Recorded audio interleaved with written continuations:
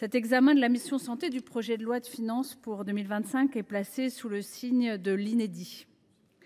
Inédit institutionnel d'abord, alors que dans 2 jours, l'Assemblée nationale examinera une motion de censure qui entraînera vraisemblablement la deuxième chute d'un gouvernement de la Ve République.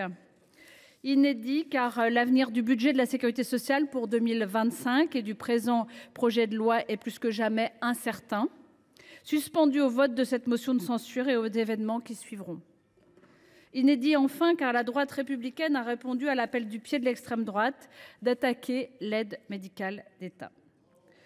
Pour obtenir l'assentiment du Rassemblement national, non pas bravo, non. Et sauver sa place, le Premier ministre a donc annoncé qu'il souhaitait sensiblement baisser les soins pris en charge par l'AME. Madame la ministre, vous aviez pourtant expliqué il y a 2 mois qu'il n'était pas question de toucher à l'AME. Je m'étonne donc de ne pas vous avoir entendu encore réagir aux propos du Premier ministre. L'année dernière, l'un de vos prédécesseurs avait été jusqu'à démissionner lorsque son gouvernement a fait sauter ce cordon sanitaire. Et 8 de vos prédécesseurs ont depuis appelé à ne pas affaiblir l'AME. Chers collègues, combien de fois faudra t il le rappeler, chiffres à l'appui ? L'aide médicale d'État ne crée aucun appel d'air. L'AME permet aux étrangères et aux étrangers présents sur le territoire de la République d'être soignés. Et encore difficilement. Il faut savoir que pas moins de 40% de non-recours pour cette AME, ce qui est donc déjà un problème en soi. Il s'agit du pilier sanitaire de notre fraternité. Lorsque l'Assemblée constituante de 1789 a édifié le droit au secours à l'indigent malade, elle n'a pas fait de distinction entre Français et étrangers.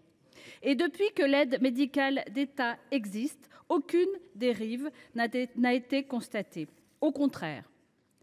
Messieurs Évin et Stefanini ont bien montré à quel point l'accès à ce droit était précieux et essentiel en termes de santé publique. Alors cette année, sur fond de dérive des comptes publics, vous arguez du bien fondé pour les finances de notre pays d'une diminution du panier de soins de l'AME.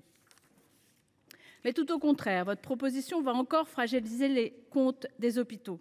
Dois-je vous rappeler le serment d'Hippocrate ? Je donnerai mes soins à l'indigent et à quiconque me les demandera.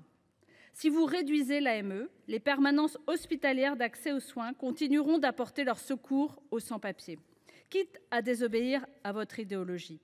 Comme l'écrivaient 3500 médecins en novembre dernier. Et que se passerait-il alors pour les comptes des hôpitaux ? Un déficit supplémentaire. En 1993, 12% de leur budget annuel était dû au séjour non financé des patients étrangers sans couverture. Non, vous n'y pouvez rien. Les médecins continueront de soigner avec ou sans AME et je les en remercie. La réduire ou la supprimer n'aurait qu'une seule conséquence, déshumaniser et désorganiser encore notre système de soins. Alors que vous appelez à la simplification administrative, vous proposez d'ajouter un contrôle supplémentaire pour l'accès à certaines opérations, celles de la cataracte, la pose de prothèses de genoux et d'épaules, d'implants auditifs ou les interventions sur le canal carpien par exemple. Vous voulez donc que la République restreigne aux étrangers présents sur son territoire le droit de voir, d'entendre et de bouger ? C'est une interprétation bien étrange de l'accueil et du soin. En tout cas, ce n'est définitivement pas la nôtre.